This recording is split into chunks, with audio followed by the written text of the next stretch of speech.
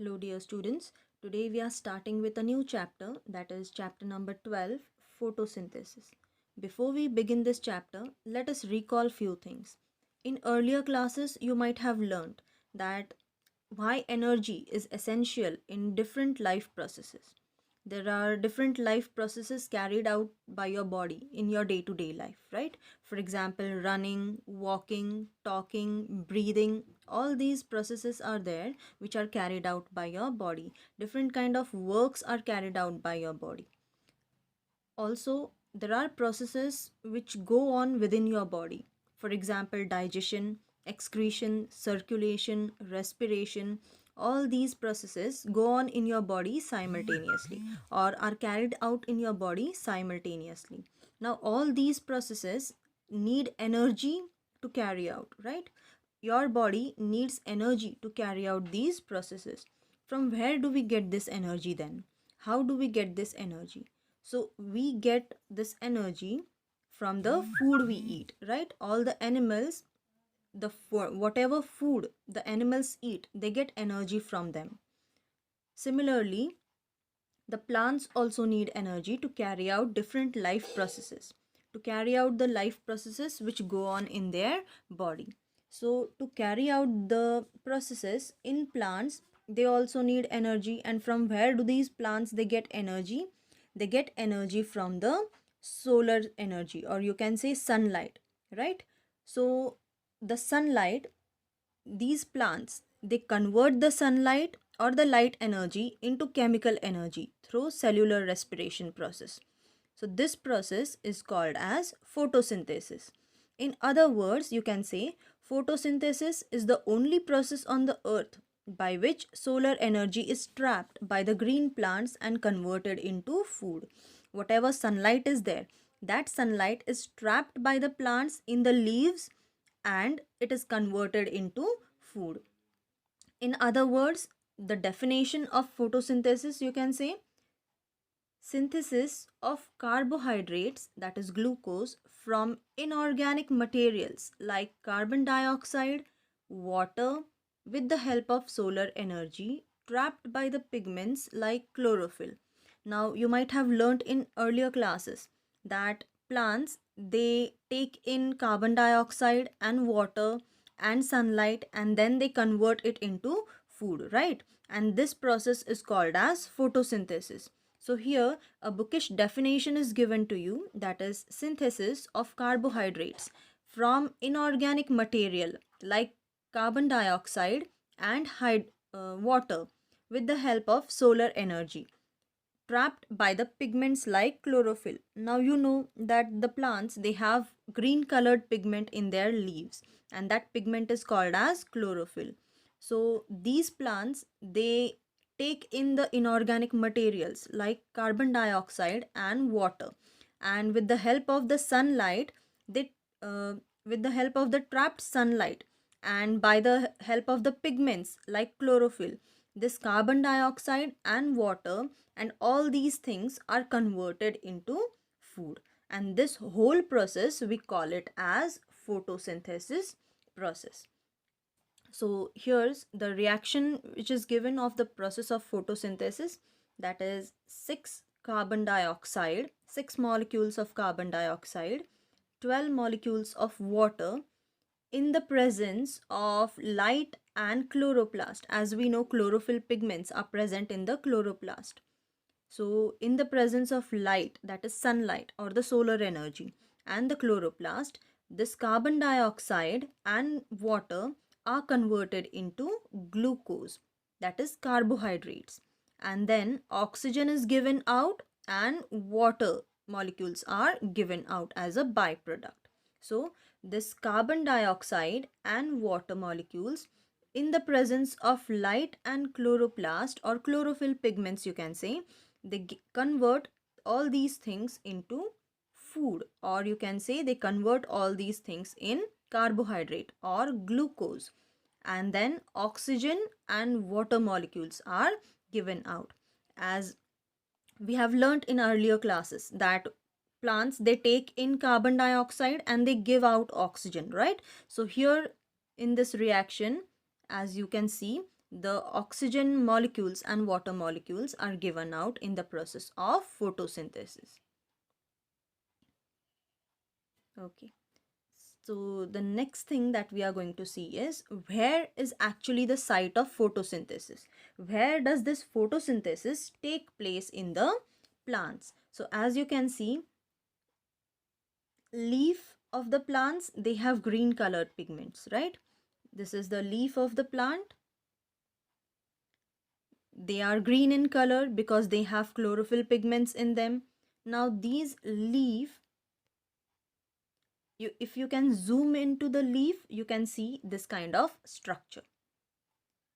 As you can see, this leaves, it has a upper layer. It has the upper or the outer layer here. This, you can see that layer is called as cuticle. The layer below that is called as upper epidermis. And below this upper epidermis, there are cells compactly arranged together. These cells, you can see, they are compactly arranged together. And these compactly arranged cells are called as palisade parenchymatous cells or palisade parenchyma. Then after this palisade parenchyma, you can see the cells which are loosely arranged with each other. The loosely arranged cells are known as spongy parenchyma or spongy parenchymatous cells, and all together these cells are called as mesophyll cells, right? All these cells together, they are called as mesophyll cells. Then there is a membrane or a layer of tissues below these cells, and that is called as lower epidermis. And this lower epidermis, it has small openings. It has small openings, and these openings are called as stomata. As you can see in this picture or in this diagram, the small openings, they are called as stomata, and these stomata are present in the lower epidermis. So if you zoom out the structure of the leaf, it will look like this. There is a outer layer which is called as cuticle, then a layer below the cuticle is called as upper epidermis. After the upper epidermis, below the upper epidermis, there are cells present, and the cells are compactly arranged together, and these cells are called as palisade parenchyma. Below that, there are cells arranged together, but they are not compactly arranged. They are loosely arranged, and they are called as spongy parenchyma. And together, this palisade parenchyma and spongy parenchyma, together they are called as mesophyll cells. Then there is a lower epidermis, and in this lower epidermis, there are small openings, and these openings are called as stomata. And in between, there is a space for vascular bundles. Vascular bundles, as you have studied in earlier classes, xylem and phloem. Xylem and phloem tissues are called as vascular bundles, right? So here there is a space for the vascular bundles. The transport of materials in the plants is done by these two tissues, xylem and phloem, the vascular bundles. The transport of water, the transport of minerals, and also the transport of food is from one part of the plant to another part of the plant is done by the xylem and phloem. Then if you zoom in to the mesophyll cell, the structure of the mesophyll cell looks like this. Now this mesophyll cell, it has mesophyll cell, it has a large vacuole. As you can see here, it has a large vacuole which stores the food. Then it has a nucleus and a small green colored dot, you can see, that is the chloroplast. This is where the chlorophyll pigment is present in the cells. So this is the structure of mesophyll cell. As you have seen earlier, this is the structure of leaf. If you zoom into the leaf, the structure looks like this. It has upper layer called as cuticle. Below that, the one more layer is there, that is called as epidermis. Then cells are arranged, and those cells are called as mesophyll cells. And below there is a lower epidermis, and in the lower epidermis there are openings called as stomata, and there is a space for vascular bundles, that is xylem and phloem tissue. Now if we zoom in to this mesophyll cell, the structure looks like this. It has a vacuole, it has a nucleus, it has chloroplast, and in this chloroplast there are chlorophyll pigments present. Now if we zoom into this chloroplast, the structure of chloroplast looks like this. So this chloroplast is a double membrane structure. It is a double membrane structure, and it is present in the mesophyll cells. Now here in this chloroplast, a semi-fluid or a semi-liquid like structure is there, and that is called as stroma. As we know, there is there is cytoplasm in the cell. So in the same way, here a semi-liquid structure is present in this chloroplast, and that is called as stroma. Now in this stroma, there are stacks of membranous stacks are arranged together, and these stacks, they are called as granum. These granum, they are nothing but they are membranes, and these membranes, they are arranged in a stacked like structure or a stack, right? And these are called as granum. The single stack or a single plate of that membrane is called as thylakoid. Now these granum, they are attached to the membranes by another membranes, and these membranes are called as stroma lamellae. These membranes are called as stroma lamellae.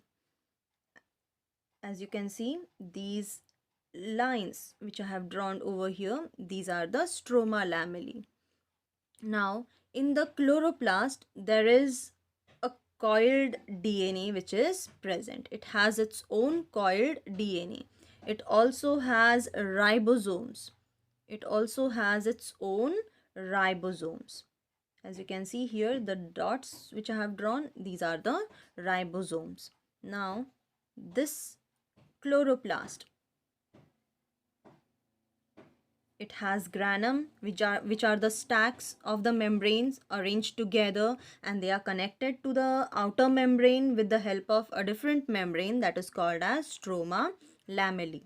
And this granum, a single stack, is called as thylakoid. Now if we zoom into the thylakoid, the structure of thylakoid is like this. It looks like this. It has green pigments called as chlorophyll. It has a green pigment which is called as chlorophyll.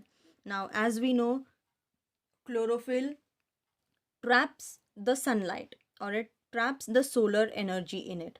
So here in the thylakoid, the photosynthesis process which takes place is called as the light reaction. Light reaction, it is named so because it depends on light. As we know, wherever there is chlorophyll pigments, wherever there is green color, there are chlorophyll pigments, and these chlorophyll pigments, they trap the sunlight. And by trapping this sunlight, they